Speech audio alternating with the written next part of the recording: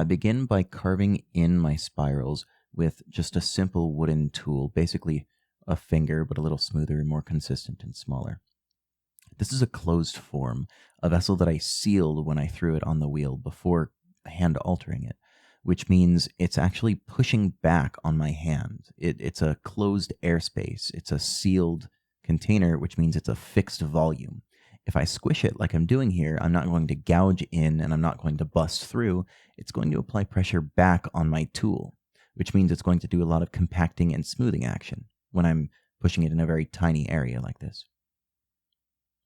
Once I've carved in very roughly these notches, I then take one of my favorite tools, a stiff brush that's kept very, very dry at all times, and I use it to do a first surfacing pass, removing tiny chunks and little bits of grain that are left on the surface and smoothing out the bigger chunks. It kind of mashes the bigger chunks back into the clay, and that mashing is an important effect.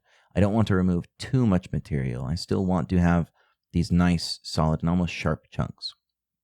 Then I take one of my favorite tools, an old trimming tool that I've used so much that it's incredibly dull and rounded now.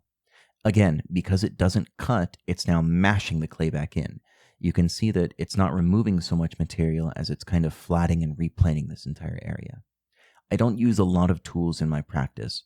I prefer to use my hands first and foremost, but the tools that I do use are very specific, very catered to my needs. And in many ways, they emulate the human hand itself and what I can do with the human hand or with the human body.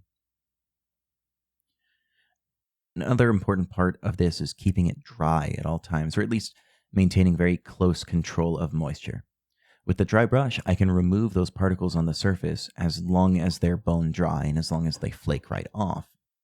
If there's water and there's a little bit of surface tension, they're going to stick back on, gum up, and then cause uneven marks. I don't want those uneven marks. I want to mash it, but in an even manner to smooth it out. So I make very, very sure that when I'm removing clay from my brush, I'm not reintroducing any water in too early. Now I've done as much as I can with it dry. At this point, to do any serious smoothing, it's going to take some water. And then I go in with just my hands.